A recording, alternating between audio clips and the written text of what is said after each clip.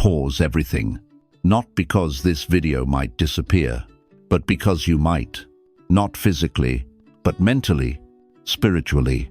Every scroll, every silent agreement is a step away from the truth you were designed to embody. You were never meant to be ordinary.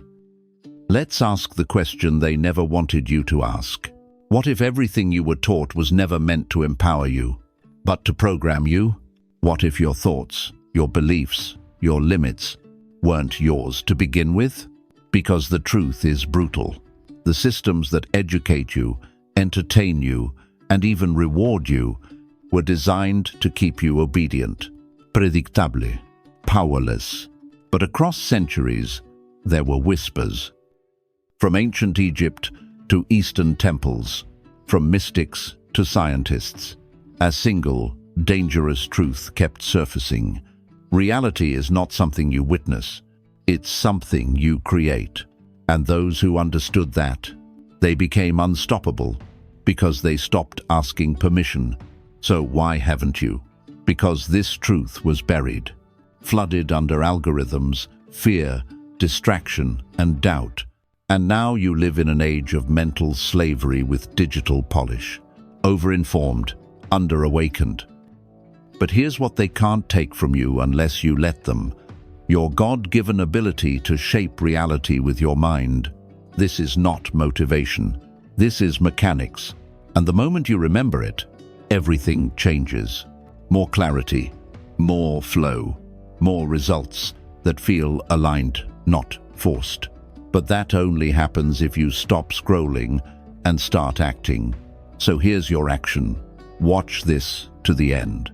Take notes and reclaim the pen that's always been in your hand. Because once you understand the first principle, you'll never see yourself or the world the same way again. Let's begin.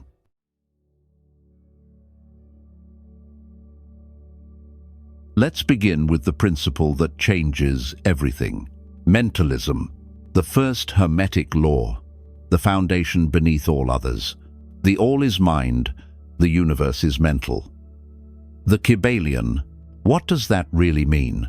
It means reality doesn't start outside of you. It starts within. Everything you see, touch, feel, or experience originates not in the physical world, but in the field of consciousness. This is not philosophy. This is mechanics. You don't live in a universe made of matter. You live in a thought-formed field, where consciousness gives birth to form, not the other way around. That's not just mysticism. That's physics. And modern science is finally catching up. Take the double-slit experiment, a landmark in quantum physics that shattered centuries of assumptions. In the experiment, photons, particles of light, were fired at a screen with two slits. If no one observed them, the particles behaved like waves, creating interference. But once observed, they collapsed into particles, forming a fixed result. Let that sink in. Observation collapsed possibility into reality. Your awareness creates outcomes. Your mind pulls potential into form. This isn't spiritual poetry. It's repeatable science. And it echoes the same truth mystics have known for thousands of years. Reality isn't objective. It's responsive. It bends to mind. And most people, they're stuck reacting to reality, not realizing they authored it. Your inner monologue, your mental imagery, your subconscious beliefs, they're not private. They're projectors. Your thoughts are the film. Your nervous system is the lens. And your life is the screen. That's why two people can go through the exact same event, but experience it entirely differently. It's not the event that defines your life. It's the lens you're using to perceive it. This brings us to a core truth of mentalism. What you hold in mind long enough becomes matter. Your reality is not random. It's recursive. It reflects your most repeated frequencies of thought, belief, and feeling. The question is, do you know what you're broadcasting? Let's make this practical. If your mind is the transmitter and life is the receiver, then the signal you emit becomes the structure you live within.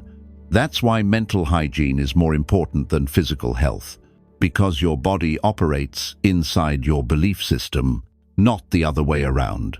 So here's a practice to shift the signal. Tune to project. A daily mind reset. 3 steps. 3 minutes. Profound realignment. Step 1. Pause. Close your eyes. Take 3 deep, intentional breaths. Feel your awareness shift inward. Step 2. Observe. Ask, what am I really projecting right now? Not just what you want, but what you expect. Your dominant expectation is your true manifestation code. Step 3. Replace the real.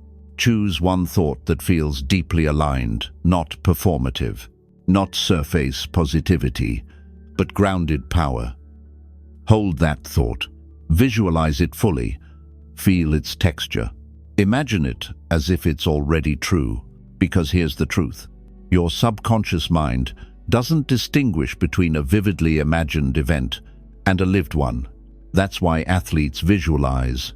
That's why trauma replays affect the body. The mind responds to clarity, not chronology. So what happens when you do this daily? You stop living reactively and begin to program the field. You stop trying to force change externally and learn to sculpt reality from the inside out. Because the universe isn't listening to what you say. It's responding to what you expect, to what you believe, to what you repeatedly picture. Your conscious mind sets direction. Your subconscious sets vibration.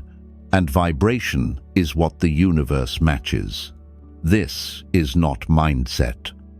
This is mental technology. So if your results feel off, don't fight the mirror. Change the slide in the projector. That's what mentalism teaches. Life doesn't happen to you. It happens through you and because of you. This is why affirmations without belief don't work. It's why goals that don't align with identity don't manifest. Because the dominant mental broadcast always wins. And the greatest shift of all, when you finally realize, you are not the audience. You are the writer. You are the director. You are the screen. So let's return to the Kybalion. The all is mind. The universe is mental. This is not metaphor. It's a formula, a template for self-directed creation. You don't need to change the world. You need to change the mental model you're using to interpret it. And once you've mastered the mind, you must master the frequency it rides on. That brings us to the next law.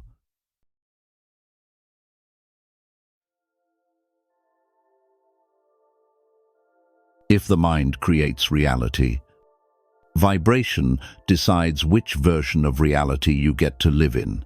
This is the second Hermetic principle. Everything vibrates. Nothing rests.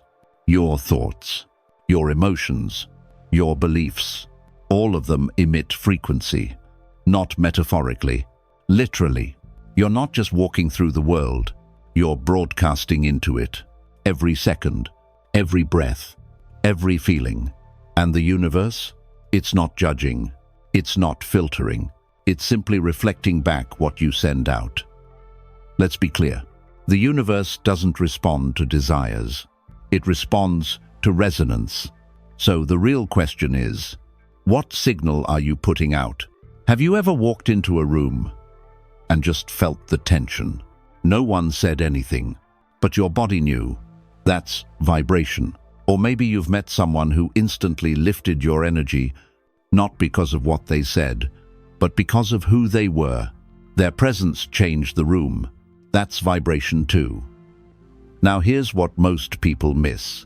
Your emotions are frequency. They aren't just how you feel. They're energy moving, pulsing, signaling, and every emotion tells the universe something. Love, joy, gratitude. These emotions lift your frequency. They open doors. Fear, guilt, shame, these contract your energy. They close you off. So how do you know where you are on the scale? Dr. David Hawkins mapped this in his research. He found that low-frequency emotions like shame and guilt resonate at the very bottom. They weaken the system. Higher ones like courage, peace, and love amplify your power. They expand your field, and they magnetize new possibilities. Now here's the part that matters. You can't fake your frequency. You can say all the affirmations you want. But if your emotional baseline is fear or lack, the universe responds to that, because energy doesn't lie. And your vibration always speaks louder than your words. So let's get practical. How do you raise your frequency on purpose? Here are 3 simple but powerful shifts. Number 1, gratitude. Not the kind you fake, the kind you feel. Real gratitude instantly raises your state. Why? Because it shifts your focus from what's missing to what's already supporting you. Even now, try it. Name one thing right now you're genuinely thankful for. Feel it land in your chest. That's frequency change. Number 2, embodied visualization. Don't just picture the life you want. Feel it. Breathe like it's already real. Move like it's already true. Because when your nervous system believes it's safe and true, reality has no choice but to catch up. Number 3, audit your environment. Look around. What lowers your energy? What drains your clarity? Start subtracting. Then ask, what lifts me? What charges me? Add more of that. Because frequency is a habit, not a mood. And here's the shift. You don't need to be high vibe all the time. You just need to stop camping out in the low ones. Catch it. Pause. Shift. That's power. Now, let's go one step deeper. Science shows your brainwaves change with emotional state. Beta waves in stress. Alpha waves in peace. Theta waves in flow. And gamma waves when you're tapped into bliss or higher consciousness. This means your emotional vibration isn't just energy. It's biological. It's trainable. It's moldable. Meditation, breathwork, stillness, nature, they're not luxuries. They're recalibration tools. You're not at the mercy of your mood. You can reset your field anytime. So here's the truth. When you master your vibration, you stop reacting and start resonating. You stop begging life to change and start attracting what matches your inner frequency. Because once your field shifts, reality follows. That's not spiritual theory. That's vibrational law. And it brings us to the next insight. Because every emotion you feel, every frequency you emit, sits on a spectrum.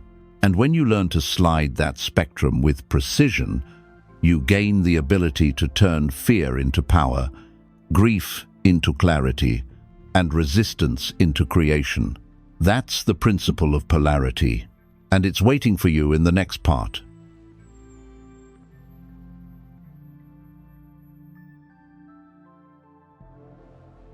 If everything in the universe vibrates, then all experiences, joy and pain, clarity and confusion, are not opposites. They are just different points on the same frequency scale. This is the Hermetic principle of polarity. Everything is dual, everything has poles, everything has its pair of opposites. At first glance it sounds simple, hot and cold, love and hate, fear and courage. But here's the deeper truth. They're not opposites. They're the same energy, just vibrating at different speeds. Think of it like a dimmer switch. Darkness isn't its own force. It's just light in absence. Same with fear. It's not the opposite of power. It's power that's been distorted. Once you shift the vibration, fear turns into clarity. Sadness becomes empathy. Anger becomes boundary. Polarity teaches this. You don't have to escape your pain. You have to transmute it. And transmutation isn't abstract. It's emotional alchemy. We're conditioned to avoid negative emotions, to push them down, to ignore, numb, or bypass them with positivity. But polarity says, what you resist only grows stronger. Avoiding one end of the spectrum only gives it more control. Healing doesn't mean eliminating darkness. It means reclaiming your ability to work with both poles, to hold the full emotional range without collapsing. This is where psychology meets Hermeticism. In Jungian terms, this is shadow work. Your shadow is every emotion or impulse you've exiled, because it was labeled wrong, shameful, or unsafe. But shadows don't disappear. They disguise themselves as patterns, reactions, and the people we keep attracting. They become the very triggers you can't explain. Shadow work is how you reclaim that energy. You face the shadow, not to fix it, but to listen, to bring awareness to the part of you you've avoided. Let's make this practical. Imagine you're triggered by jealousy. Instead of judging it, ask, what is this emotion showing me about what I long for and where I feel I don't deserve it? Suddenly, jealousy isn't shameful. It's directional. It's revealing the gap between your desire and your self-worth. Same with anger. Instead of guilt, ask, what boundary is being crossed that I haven't communicated? You're not making the emotion go away. You're evolving it. That's polarity mastery, owning the low-frequency energy and shifting it up the scale on purpose. 3. Step practice. Emotional transmutation. Here's how to shift emotional energy consciously. Step 1. Name it. Bring presence to the emotion. Not judgment, not analysis. Just name it clearly. I feel fear. I feel rejection. I feel rage. Naming reduces unconscious control. It brings the emotion from shadow to spotlight. Step 2. Locate it in the body. Where do you feel it? Tight chest, shaky hands, shallow breath. Breathe into that space. Energy becomes sensation, and sensation can move. Step 3. Ask the polarity question. What's on the other end of this emotion? If it's fear, what would courage look like right now? If it's grief, what's the love trying to speak? If it's shame, what truth needs to be honored? You're not bypassing the emotion, you're rechanneling it. That's emotional maturity. Let's zoom out. The most intense emotions you feel are not a weakness. They're proof of your capacity, and polarity teaches the deeper the shadow, the greater the light it can carry. Every painful moment holds its exact opposite inside. Financial stress? That's compressed abundance. Grief? That's love searching for a new home. Burnout? That's your soul calling you back to alignment. Don't fear emotional intensity. Decode it. Use it. Every low state contains the key to a higher one. This is what alchemists called transmuting base metal into gold. But the real alchemy was always internal. It wasn't about physical elements. It was about frequency. You take raw emotion and you refine it until it becomes power. Now look at the world around you. The division, the extremes, the chaos. You're not seeing evil versus good. You're seeing imbalanced polarity. And your job is not to fight. It's to transmute, to see through the war of opposites and become the bridge between them. Because when you master polarity, you stop choosing sides and start creating solutions. But to do that, you must understand one more thing. Polarity is always in motion. The pendulum swings, the tide shifts, energy flows back and forth. And that brings us to the next Hermetic principle, rhythm. Because to ride the forces of life, instead of being thrown by them, you need to know when to lean in and when to let go. You need to know the rhythm of the wave, so you can surf it with precision.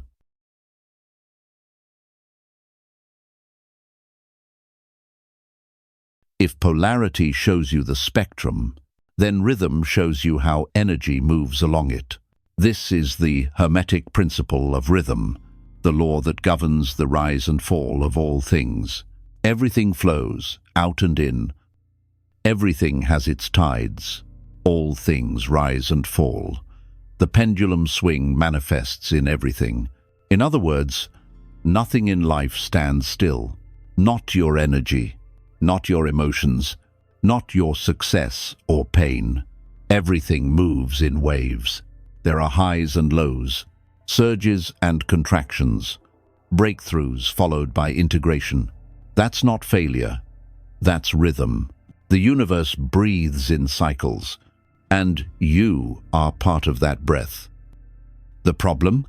Most people suffer not because life is hard, but because they expect it to be linear. We've been conditioned to believe that progress must be constant, that we should always be producing, performing, pushing forward. But nature doesn't operate that way. Nothing in nature blooms all year. Seasons cycle. The tide comes in, and then it recedes. The moon waxes, then wanes. So, why do we expect ourselves to be any different? You are part of this pattern. And the more you fight your rhythm, the more exhausted, confused, and out of sync you become. But when you align with your own flow, everything begins to feel more natural, less forced, more sustainable. Let's make it practical. Personal energy rhythm mapping. Your energy is not random. It follows predictable waves. But most people never study their own rhythm. They just react. So start tracking it. Spend 1 week observing. When does your focus peak? When does your body feel strongest? When do you feel emotional, creative, or depleted? You'll start to see the cycle. Maybe you're sharp in the morning, but need solitude by night. Maybe Mondays drain you, but Thursdays lift you. Maybe your energy dips right before each full moon. Whatever the pattern is, learn it, because the more aware you are of your own rhythm, the less you'll fight yourself. Once you see the pattern, you can align your work, rest, and creativity with it, not against it. When energy is high, create, speak, move. When energy dips, reflect, refine, listen. This is not weakness. It's mastery. It's using the down cycles to sharpen your vision, so the up cycles can accelerate your action. Now let's zoom out. Just as you have personal rhythms, so does the world around you. Entire economies move in waves. Markets rise, fall, and recover. Relationships go through expansion and contraction. Even history unfolds in cycles of chaos and clarity, collapse and rebirth. When you see life this way, you stop fearing the dip. You start preparing for the next surge, because every winter contains the seed of spring, but only for those who are willing to plant during the cold. Rhythmic creation versus reactive hustle. Most people live reactively. They panic during the lows. They push too hard during the highs. They mistake stillness for failure, and then they burn out. But rhythmic creators, they ride the wave. They know when to act. They know when to listen. They don't just chase momentum. They build it intentionally. Rhythm teaches you this. The silence between actions is just as important as the action itself, like music. It's not just the notes that create beauty. It's the space between them. You don't need to be on all the time. You just need to be aware of when to move and when to wait. And here's the secret. When you stop fighting the lows, you begin receiving from them. Because every low carries a lesson, every fall is a mirror, and every pause is a gift, if you know how to listen. This principle can transform how you live, love, create, and lead. If you're in a slow season, don't resist it. Ask, what's being asked of me here? Maybe it's clarity. Maybe it's rest. Maybe it's realignment. Use the fall to plant deeper roots. So when the next rise comes, you're not just moving fast, you're moving true. Now, why does this matter? Because rhythm without intention is just a loop. You can ride the waves all day long, but if you don't plant the right seeds, you'll never harvest what your soul actually came here to grow.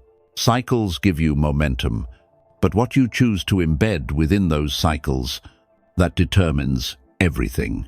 If cause and effect shows you how seeds become fruit, then the emerald tablet shows you how the entire garden mirrors the gardener, because behind every result, every ripple, every manifestation is a cause.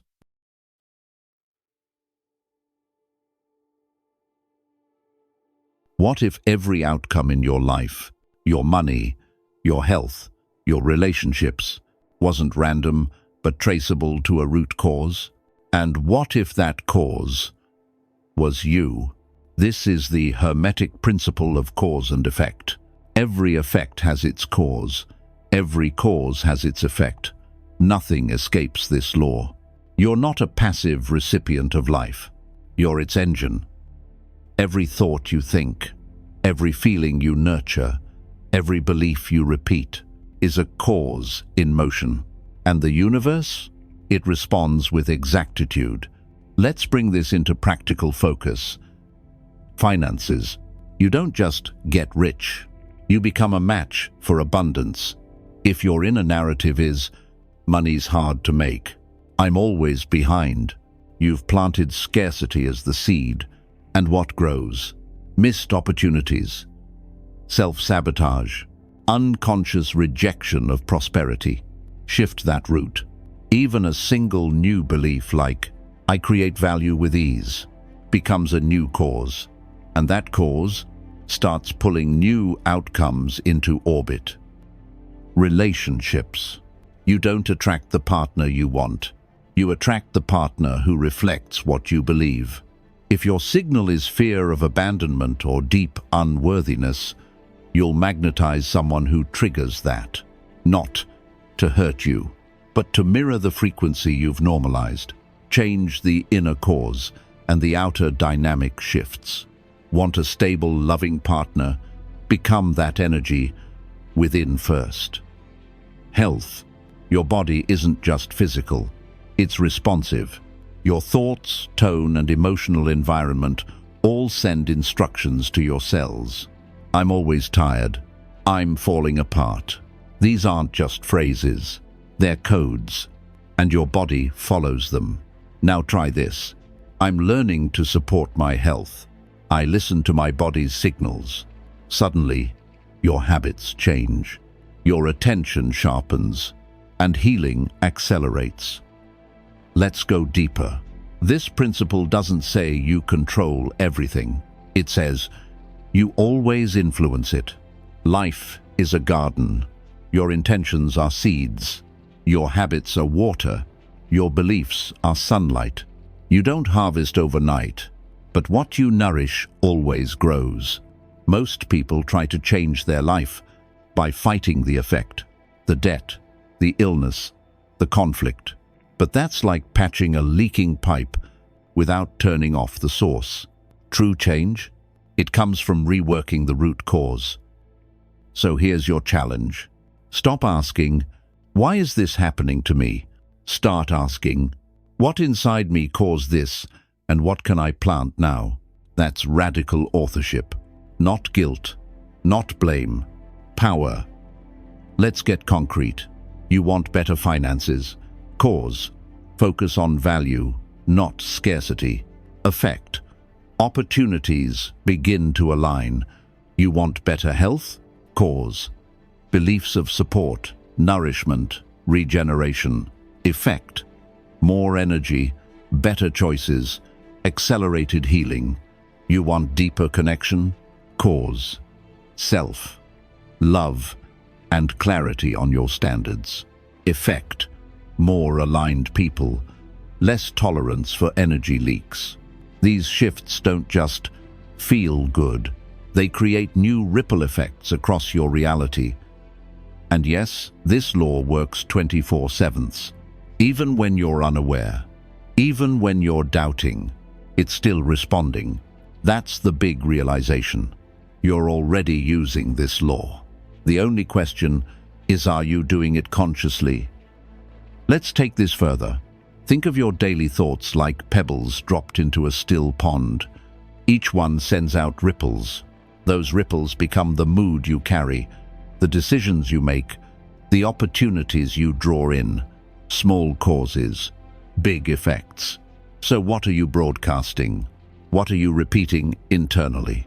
Because once you take full responsibility for the cause, you reclaim your role as architect of the effect. You don't need to overhaul everything at once. Just plant one new cause today. A new affirmation, a new decision, a new emotional response. And let that one seed begin shifting the ecosystem of your life. Because now you understand the truth. Everything begins within. And every external shift starts with an internal choice. But here's the twist. It's not just about what you put out. It's about how well it aligns with everything around you. That brings us to the next principle, one that determines whether your thoughts land or vanish. On.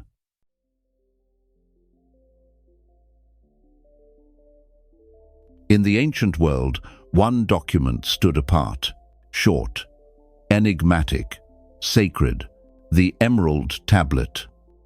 Attributed to Hermes Trismegistusa, mythical blend of Greek and Egyptian wisdom, this tablet was said to hold the blueprint of reality itself, and at its core, just one line: as above, so below, as within, so without.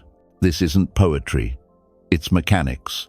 It means the universe reflects it across all scales.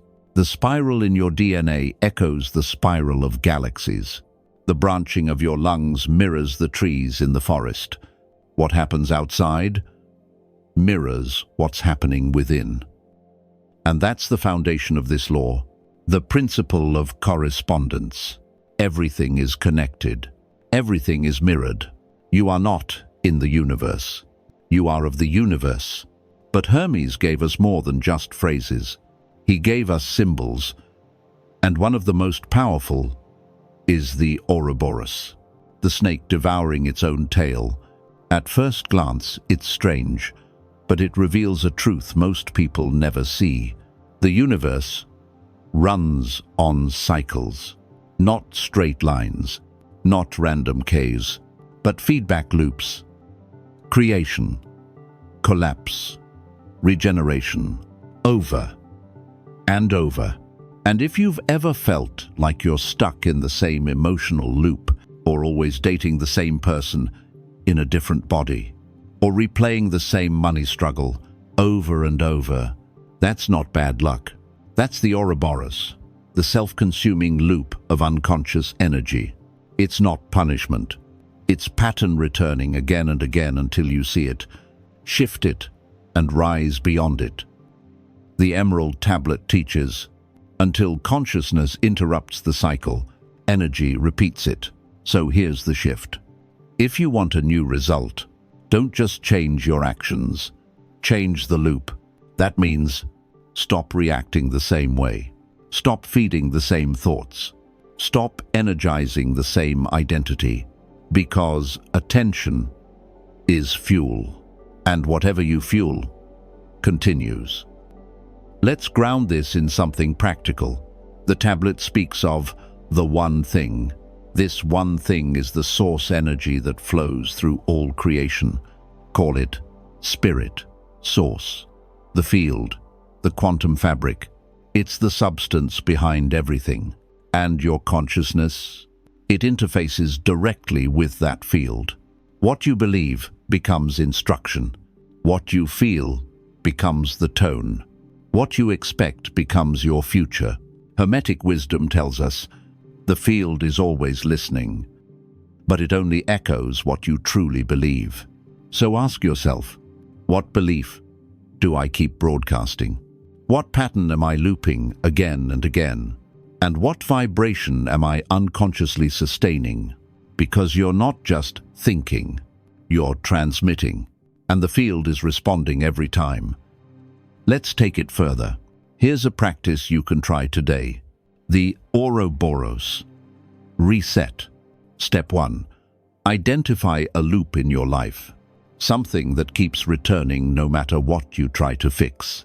Step 2. Close your eyes. Visualize the loop as a serpent circling itself. See the momentum, the pattern, the predictability. Step 3.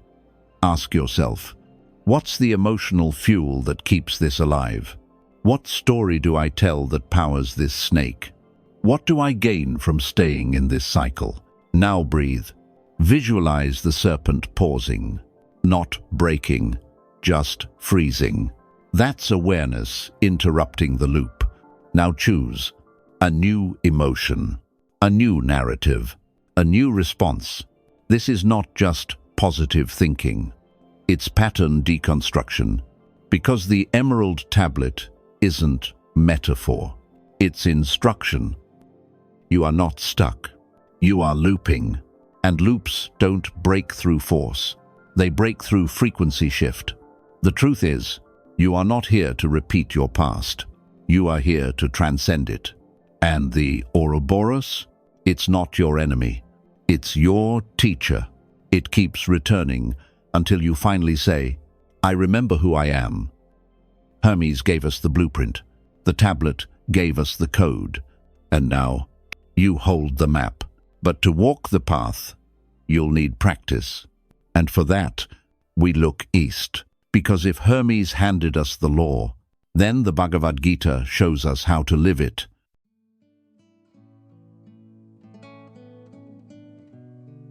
The Emerald Tablet gave us the blueprint. Now the Bhagavad Gita gives us the method, a sacred dialogue between a warrior Arjuna and a divine presence Krishna. Not just a story of war, but a roadmap for action, aligned action. The Gita opens on a battlefield.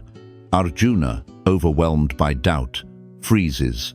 He knows what he's supposed to do, but his soul hesitates. And Krishna says something that cuts through the illusion. You have the right to your work, but not to the fruits of the work. That line holds a revolution. This is Karma Yoga, the path of action without attachment, a way of showing up fully, without clinging to what happens after. And underneath it is a deeper truth. Success isn't about striving harder. It's about aligning with your Dharma. So, what is Dharma? It's not just a job, not a fixed career path, not a title. It's your energetic role in the order of things, your frequency, the specific vibration that only you are meant to embody at this moment in time. Dharma evolves. It's not a label you carry forever. It changes with your awareness, your growth, and what life calls from you. And when you're in it, life flows through you. Effort becomes momentum. Work becomes sacred. Your presence becomes enough. But when you operate out of Dharma, you can still succeed.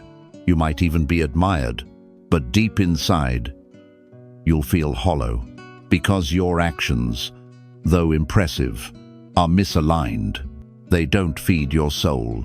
The Gita warns, it is better to fail in your own Dharma than succeed in another's.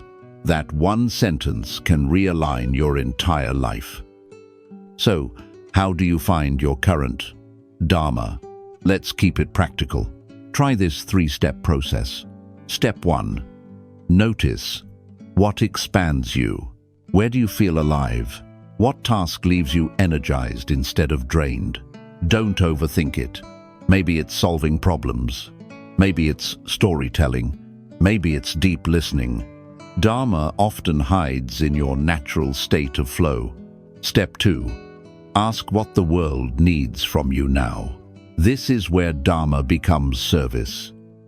It's not just what you're good at, it's what life is asking for.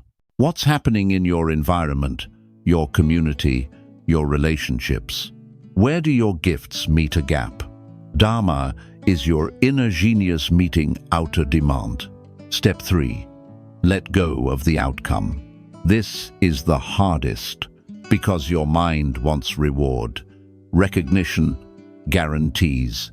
But true Dharma work is non-attached. It's not about control, it's about contribution. When you serve without clinging, you enter flow.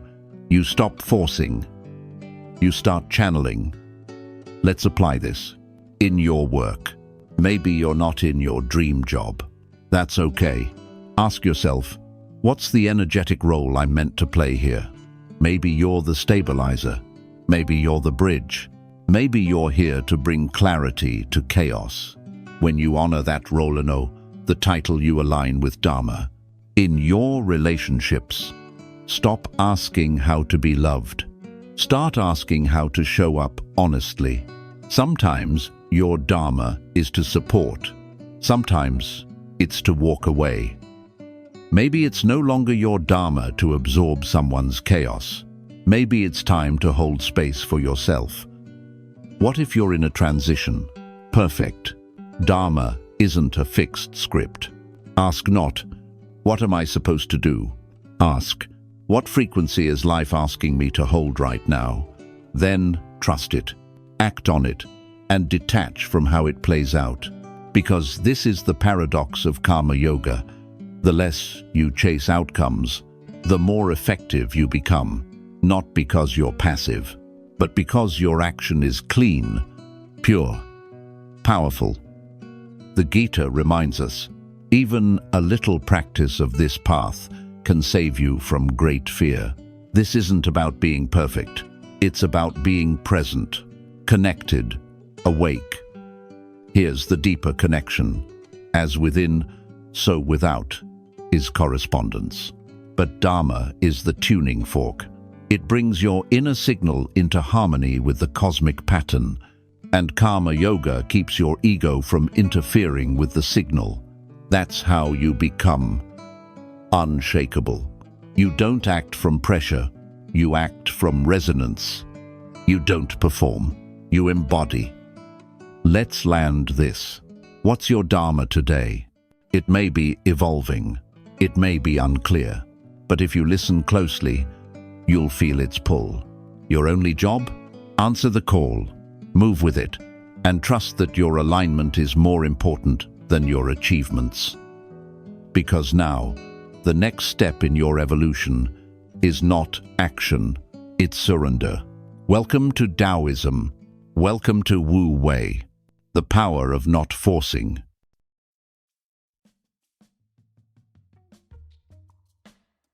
Imagine achieving more by doing less, not from laziness, but from mastery. This is Wu Wei, the Taoist principle of effortless action, not doing nothing but non-forcing, letting energy move through you rather than trying to control it. It means knowing when to act and when to let go. Let's go back to ancient China. Lao Tzu, the author of the Tao Te Ching, wrote, "The master allows things to happen. She shapes events as they come. She steps out of the way and lets the Tao speak for itself." That's the wisdom of Wu Wei. It's not about passivity, it's about radical presence and trust. Trusting that you're part of something larger than your plans, that you're already inside the rhythm of the universe. You don't have to force, you just have to align. Now, modern science is catching up. What the Taoists called Wu Wei, neuroscientists now call flow state. It's a state where you're fully immersed. Time slows down. Your inner critic goes silent. You're not trying, you're just doing. Sound familiar? That's effortless action. Dr. Mihaly Csikszentmihalyi, the father of flow psychology, discovered this. People are happiest not when they're relaxing, but when they're fully engaged, not overthinking, not pushing, just moving in sync with what's happening. So how do we practice Wu Wei? How do we create without control? Let's break it down into 3 principles. 1. Stop resisting what is. Wu Wei begins when resistance ends. If you find yourself grinding, forcing, burning out, pause. Ask yourself, what am I fighting right now? What would it look like to trust this moment? Because Taoism teaches, nature does not hurry, yet everything is accomplished. The current of life is moving. Your job is to stop swimming upstream. Let things be, and then move with clarity, not control. 2. Follow the energy. Wu Wei doesn't mean waiting forever. It means acting at the right moment when the energy is alive. In flow research, this is known as the challenge-skill ratio.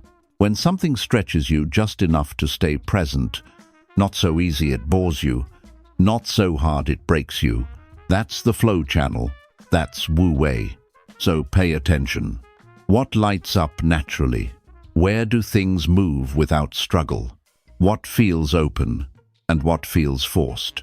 Follow that. 3. Cultivate the conditions for flow. You don't make Wu Wei happen. You set the stage. That's where the flow journal comes in. Each night ask, when did I feel most natural today? What task pulled me in without effort? Where did I push? And where did I flow? This builds awareness. You begin to know your rhythm.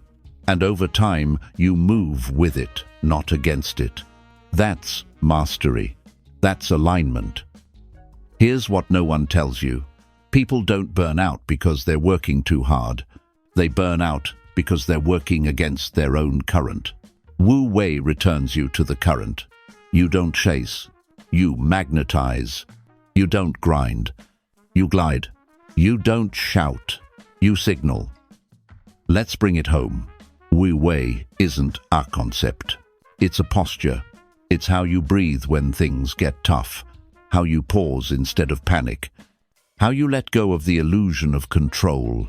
And remember, you're not separate from the Tao. You are the Tao, in motion. The river doesn't ask where to go.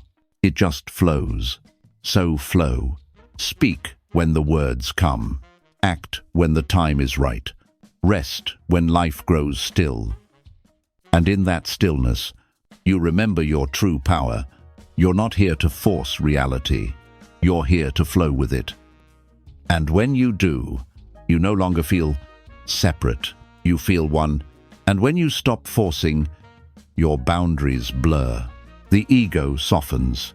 And suddenly, what seemed separate begins to feel connected. That's when the law of one emerges. Not as a theory, but as a lived experience.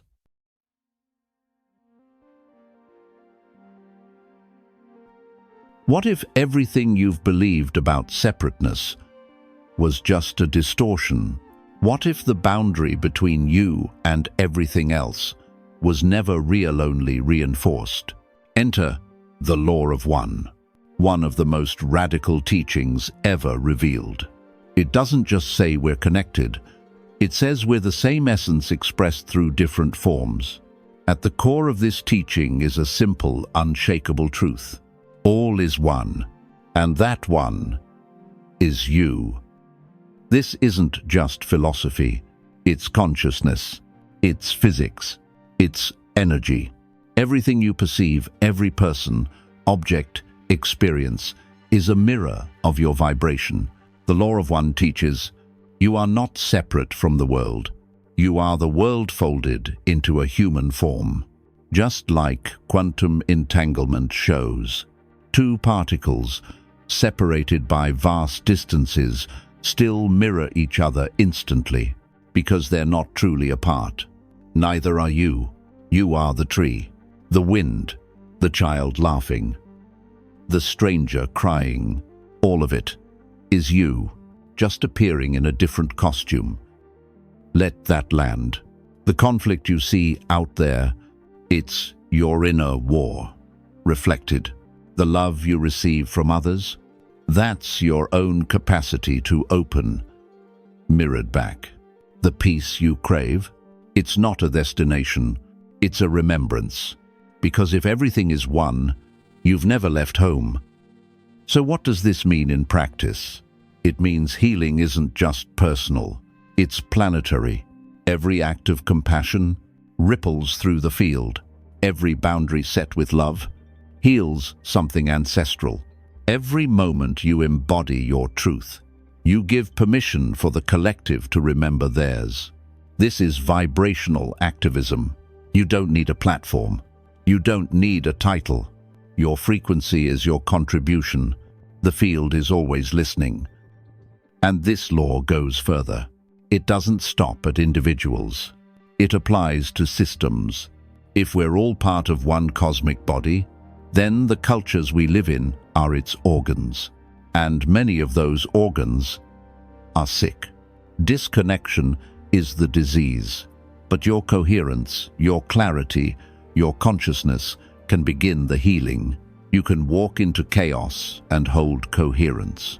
You can meet distortion with truth. You can stand still and watch the field rearrange, because the law of one is not passive. It's revolutionary. Want to apply this now? Here's a daily practice. Every morning ask, what am I radiating into the field today? Not in words, but in thought, energy, and presence. Ask, am I feeding fear or anchoring love? Am I reacting or remembering? Am I adding clarity or chaos? Because what the world needs most is not your productivity, it's your presence. And when your presence radiates truth, others feel it. They remember something they forgot. You don't have to convince them. You only have to become the reminder. Here's the paradox. You are the wave and the ocean, the part and the whole, the echo and the source. And when that lands, everything changes. You stop needing to be right. You stop chasing validation. You stop living in separation. You begin to co-create, not from lack, not from ego, but from resonance, from the memory that you are not a fragment, but the field itself in motion. This is what the mystics whispered, what ancient scriptures pointed toward, what Hermetic teachings encoded, what quantum science now confirms, and what your soul has always known. So where does that lead us? If all is one, then the greatest teacher isn't outside you. It's already within you, but one figure walked this path before us and taught this law through energy, not just words. His message was powerful, too powerful for institutions to leave untouched, which is why it was altered, suppressed, hidden.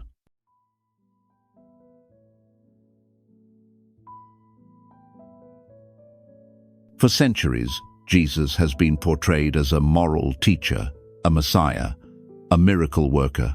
But what if we've misunderstood his power? What if his so-called miracles weren't divine exceptions, but demonstrations of universal laws, hidden in the Essene Gospel texts, deliberately excluded from mainstream doctrine, lies a version of Jesus few have encountered? Not just the Son of God, but a master of energy. The Essenes were a mystical community. They revered nature, practiced breath rituals, sun healing, grounding, and fasting. They saw the body not as sinful, but sacred, a conduit for divine force. According to these Gospels, Jesus didn't just speak in metaphor, he lived and taught energetic mastery. He revealed how to purify the blood through sunlight, how to cleanse the nervous system through conscious breath, how to renew the body through fasting, how to access higher intelligence through stillness. It was sacred biology hidden as spirituality. In the Gospels of Peace, Jesus speaks of the angels of air, water, sunlight, and earth. Breathe deeply of the angel of air. Let her enter your lungs and your blood. This isn't symbolic. It's breathwork. Thousands of years before it was studied in labs, Jesus taught how oxygen, intention, and stillness awaken light in the body. He also spoke of the angel of the sun. He taught people to rise with the sun, to absorb the morning light, to feel it penetrate their cells, awaken their frequency. Today, science confirms morning light stabilizes hormones, boosts mitochondrial energy, regulates circadian rhythm, lifts mood and enhances immunity. But Jesus didn't need peer-reviewed data. He simply remembered what the body already knows. Let's make it real. Here's how you can apply it. 1. Breath as activation. Each morning, take 7 slow, deep breaths. Inhale through the nose. Hold. Exhale through the mouth. Visualize white light moving through your cells, waking them up. You're not just calming, you're igniting. 2. Sunlight as medicine. Get sunlight within 30 minutes of waking. No sunglasses, no distractions. Let it bathe your face and skin. Let it charge you like solar power for the soul. Sand. Grounding as reset. Place your bare feet on grass, earth, or stone. Breathe. Visualize stress draining down and clarity rising. This realigns you with Earth's electromagnetic field, stabilizing your energy body. Jesus' teachings weren't metaphors. They were practices. They were technologies of inner transformation. And maybe the real miracle wasn't turning water into wine, but reminding people that their body was the temple, that light, breath, stillness were the sacraments. What we now call light body activation, vagal toning, energy alignment, somatic integration. He's simply called truth. So, why was this hidden? Because empowered people aren't easy to control. They don't worship blindly. They don't fear authority. They remember the divine lives within them. And people like that, they're sovereign. That's why these texts were removed. Not because they weren't sacred, but because they were too powerful. And there's more. These Gospels reveal something deeper. Jesus didn't preach salvation after death. He taught transformation before it. There's a concept across many mystical paths. Tibet calls it the rainbow body. Egypt calls it becoming Ach. Jesus called it the kingdom of heaven within. When your breath, your body, and your awareness align, you begin to rise internally. You begin to remember that resurrection is not an event. It's a process, and you are already in it. This is not about religion. It's about resonance. Not belief, but embodiment. You are not separate from divine power. You are divine, power housed in a body, waiting to be remembered. You are not a sinner. You are a signal.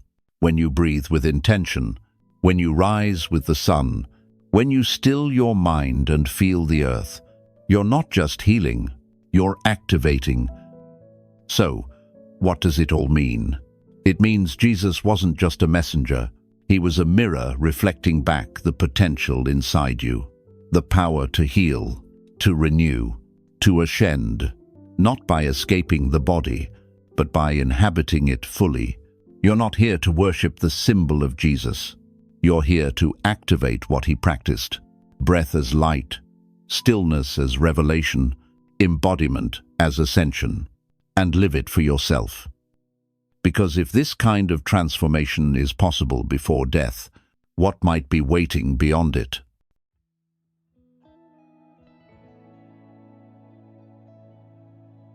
Death has always been feared, avoided, denied. But what if death isn't the end, but a transition?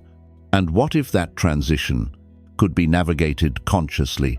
Welcome to Tibet, to a sacred text passed through whispers for generations, the Tibetan Book of the Dead, or in its true name, Bardo Thodol, liberation through hearing in the intermediate state. This isn't superstition, it's a manual for awareness, a guide not just for dying, but for living. Bardo means the in-between, the gap between lives, between moments, between thoughts, between one breath and the next. And in that space, consciousness becomes fluid. How you live is how you'll die. How you die determines what comes next. So, how do you prepare? By mastering your transitions now, because Bardo isn't only when your body ends, it happens every day. When you fall asleep, when you pause between decisions, when one identity dissolves and another rises. That's why lucid dreaming is so powerful. A lucid dreamer knows they're dreaming. They create inside the illusion. They respond instead of react. Tibetan masters taught, if you can remain awake in the dream, you can remain awake in death. Now science is catching up. Lucid dreams and near-death experiences, NDEs, share patterns, floating awareness, light presence, loss of time, expanded clarity. Neuroscientists confirm lucidity activates dormant regions of the brain, just like during deep meditation. This means one thing: you can train your awareness to stay present, even when everything else fades. The Book of the Dead teaches this step by step. It describes what happens after death. First, pure light, blinding, timeless, sacred. If you merge with it, liberation. If you recoil, confusion, rebirth, and return to form. You don't go to hell. You forget. You forget your true nature. You cling to identity, and the cycle restarts. So the question is, can you meet the light now while still alive? Can you practice presence in the micro-transitions? Can you stop filling every silence with sound? Can you remain conscious when your old self dissolves? Because this is how you train for the ultimate transition. Start here. 1. Microbardo awareness. Notice pauses, the breath before action, the gap between emotions, the space after thought. Instead of reacting, stay. These moments teach you how to witness without grasping. 2. Lucid dreaming practice. Each night before sleep, whisper, "Tonight, I will recognize the dream." Do reality checks during the day. Ask, "Am I dreaming?" The more conscious you become in dreams, the more present you'll become in the in-between. San. Light visualization. Each day, visualize golden light above your head. Let it pour down into you. Cleanse every cell. Rewire your nervous system to relax into light, so that when the great light appears, you'll remember and move into it. This is not a death cult. It's a consciousness discipline. The Tibetan Book of the Dead is not about fear. It's about clarity, because when death no longer frightens you, life becomes focused. You drop what doesn't matter. You speak what's real. You love without holding back. Tibetan masters didn't avoid death. They rehearsed it, not with despair, but with awareness. They knew every goodbye is a gate. Every ending is a beginning. So what about you? You don't need to wait for crisis. You can practice now. Each moment of presence is rehearsal for liberation. Every time you resist clinging, you step closer to truth. You are not the body. You are not the name. You are the field that watches it all unfold. And if the East guarded this sacred wisdom for millennia, what did the West hide? What truths were kept from the Pio Plenot? Because they were false, but because they were too empowering?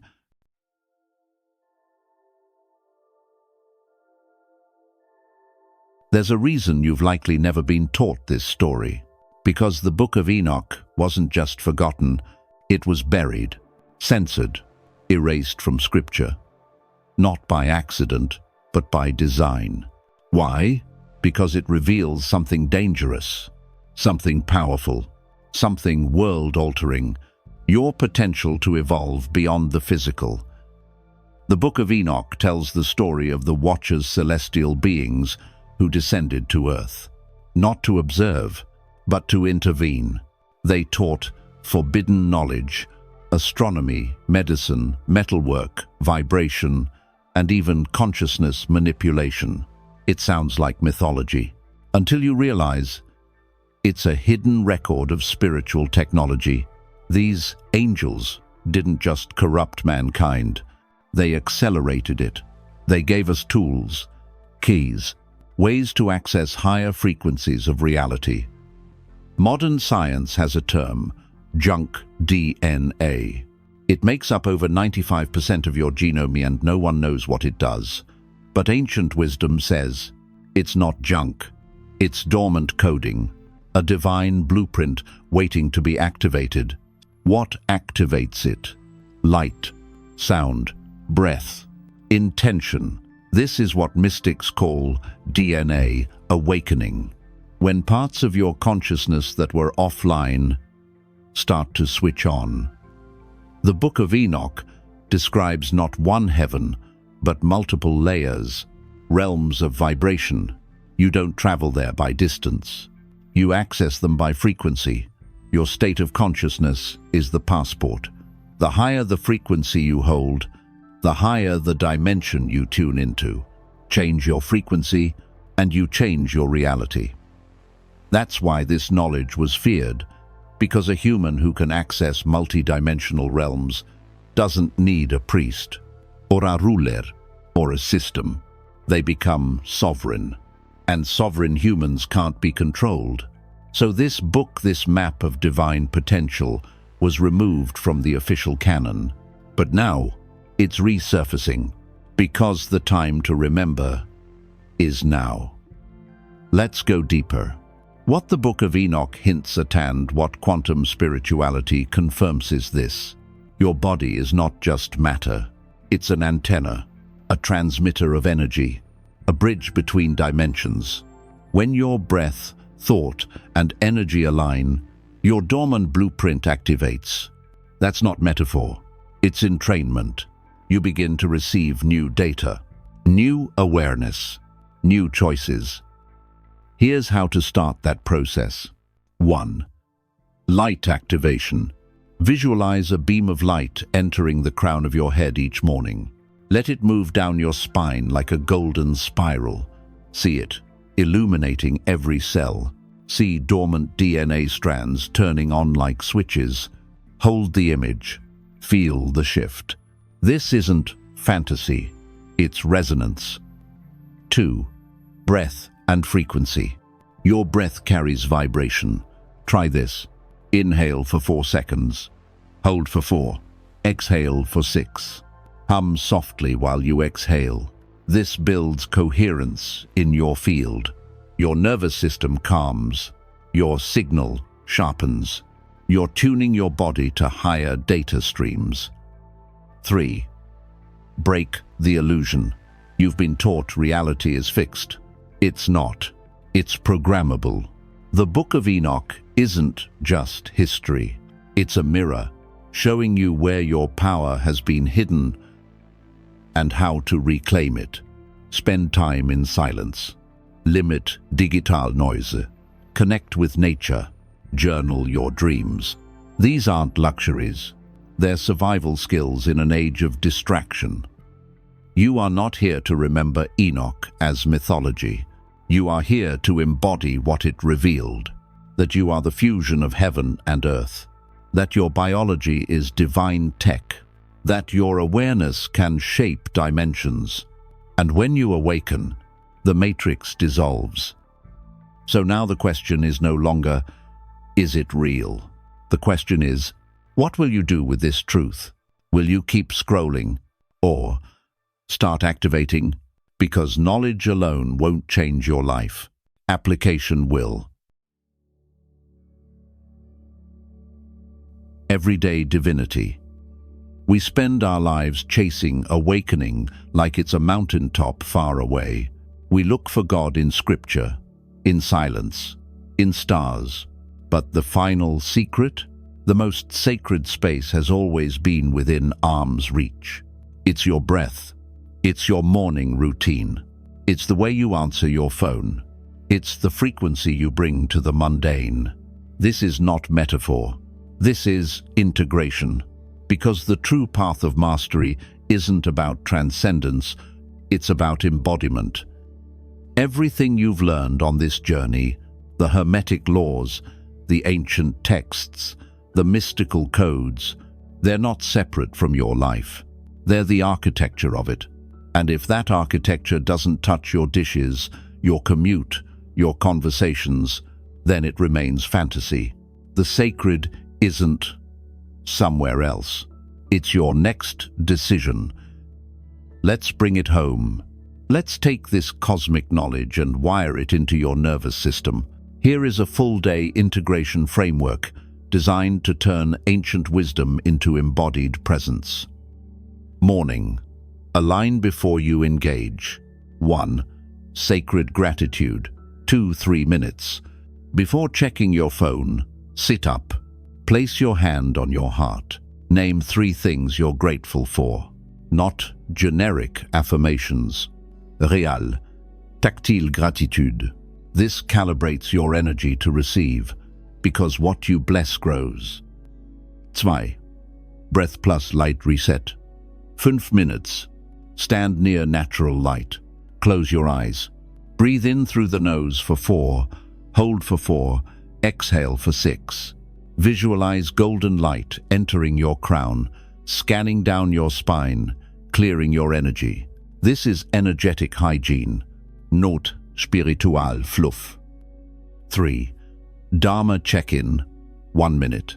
Ask yourself, what is my highest contribution today? Not, what do I need to achieve? But, how do I need to be? Let that guide your calendar, your posture, your choices. Midday. Flow instead of force. 1. Wo vai work. Block 30-90 minutes. Choose one core task. Close all distractions. Work with intention, not pressure. Let the work unfold through you, not because of you. This is effortless efficiency, the Taoist art of letting things happen by alignment. 2. Emotional audit. 2 minutes. Pause. Breathe. Ask, what emotion am I broadcasting right now? Is it coherence or chaos?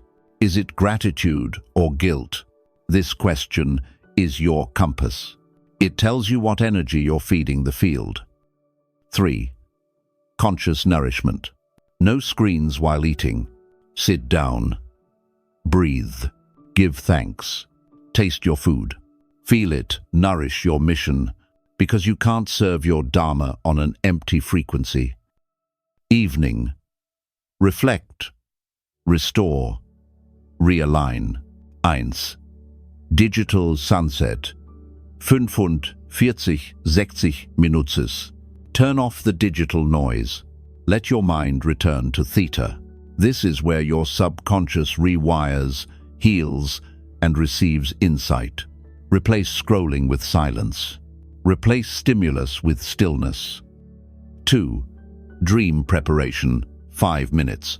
Before bed, whisper, tonight, I open to wisdom in my dreams. Visualize yourself flying above your body, entering higher states of insight. Let your subconscious speak to you in symbols. 3. Light body review. Lie still. Imagine a soft light scanning your body, cleansing your cells, clearing your day. Ask, where did I live my truth? Where did I betray it? No shame, just clarity. Let the light dissolve what isn't yours. Sleep in alignment. Now pause. You don't need another technique. You need a rhythm, something sustainable, repeatable, honest. You need a way to bring sacredness into repetition, because that's where your real life lives. And here's the hard truth. If you can't feel God in your inbox, you won't feel God in the Himalayas. If you can't make the ordinary holy, you'll chase the extraordinary forever and miss both. Because presence is the portal. It's not exotic, it's not flashy, it's available. Right now, in your next breath, in how you wash the dishes, in how you say no with peace. So here's your invitation. Let your real life become your sacred path. Let silence replace scrolling. Let your no become a blessing. Let your walk to the kitchen be prayerful. No one needs to see it. No one needs to clap. Because sacredness isn't performance. It's presence. You now hold the map, the quantum blueprint, the universal codes. But a map is only useful when it meets a choice. So ask yourself, what will your next day feel like? Who will you become when no one's watching? What will your frequency broadcast? Not to impress, but to express. Because the altar isn't in some sacred temple. It's in the way you reply to emails, the tone of your voice, the energy behind your yes and your no. And now that you know that, you can stop searching.